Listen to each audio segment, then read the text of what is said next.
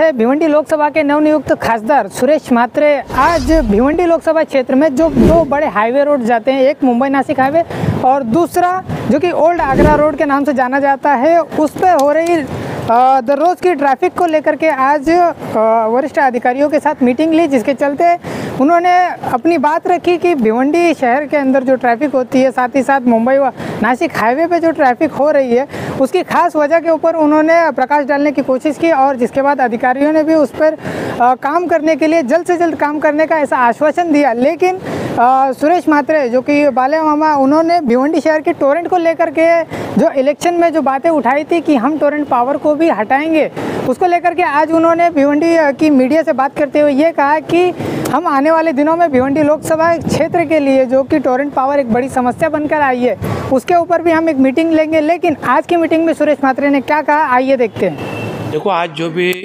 रास्ते का मसला है, ट्रैफिक के डीसीपी साहब भी थे, सीनियर पीआई भी थे, एमएसआरडीसी के ऑफिसर भी थे, ठेकेदार के भी कुछ आदमी थे। हम लोग ने सब लोग ने जाके, क्योंकि आप देख रहे हैं बहुत दिन से जो भिवंडी में ट्रैफिक का मसला है, 4-4, 5-5, 6-6 घंटा ट्रैफिक में लोगों को रुकना पड़ता है।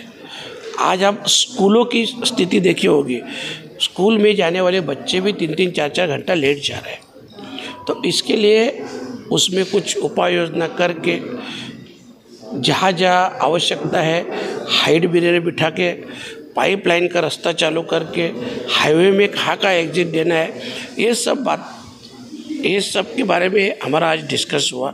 और जल्द ही सभी ऑफिसर लोगों ने और एमएसआरडीसी भी ऑफिसर है, सभी ने इसमें से जल्द रास्ता निकालने का बात किया है और उसके ऊपर उपाय योजना हो जाएगी। सर, एक मामला और है, भिवंडी शहर और जो भी थाना जाने वाला रास्ते या पाइपलाइन वाले रास्ते काफ़ी खड्डे हैं उस पर, जिससे ट्रैफिक और मतलब ज़्यादा होती है, तो उसके लिए क्या करेंगे?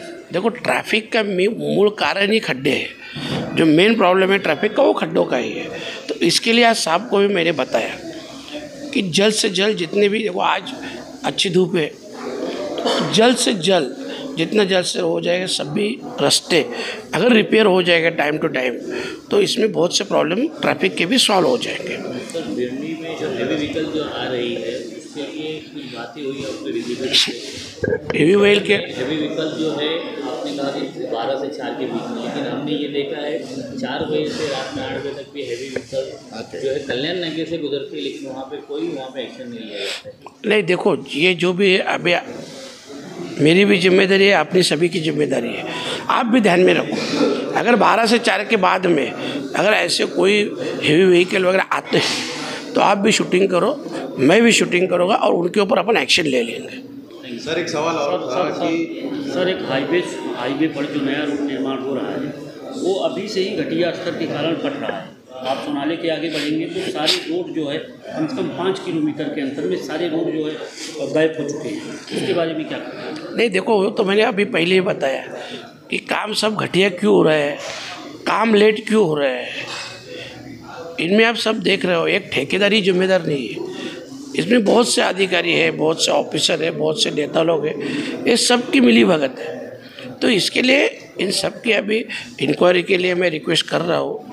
बाद में जैसे जानकारी मिलेगी मैं आपको सामने बताएगा। ठीक है। जनता का देखो, ये दोनों मुद्दे जो है, मैंने कई बार इन मुद्दों के बारे में बात किया है।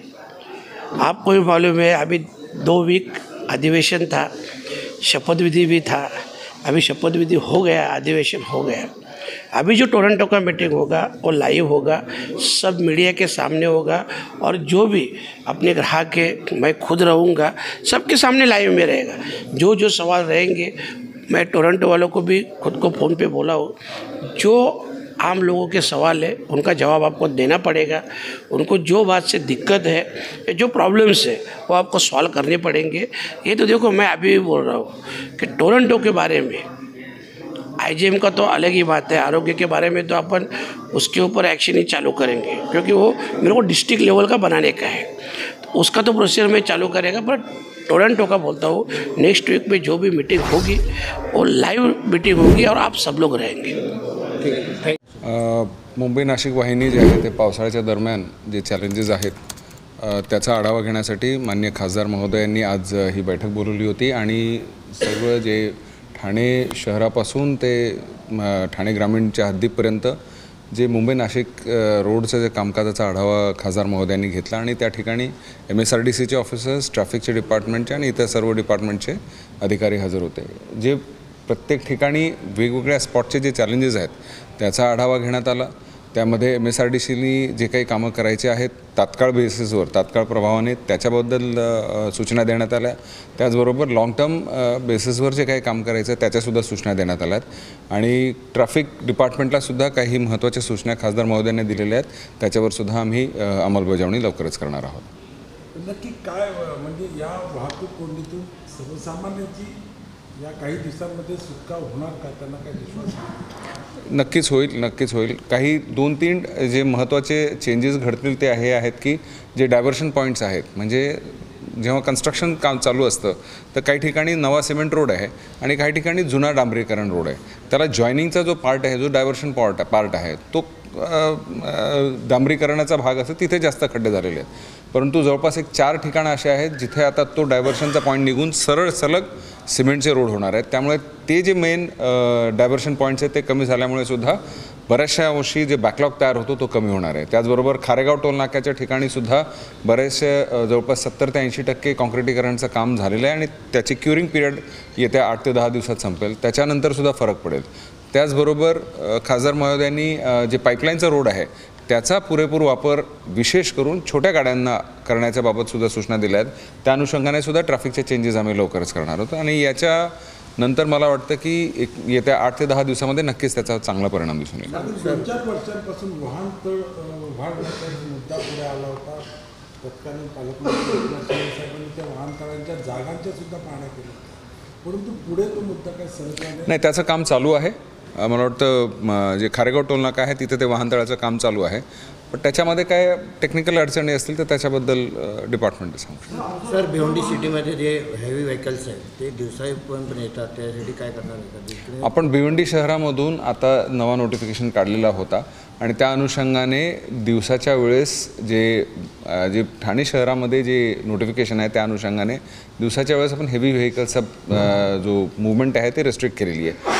त्यामध्ये हेवी व्हेकल्सला आपण नेहमी जड आणि अवजड वाहने ह्याचा फरक जाणवला पाहिजे की अवजड वाहने म्हणजे मल्टी ॲक्सल ट्रक्स, त्यांना आपण बंदी केलेली आहे. परंतु जड वाहने जे छोटे ट्रक्स आहेत ते ज्या आतल्या दुकानांना किंवा इथल्या व्यापाऱ्यांना जे केटर करतात त्यांना आपण थांबवत नाही.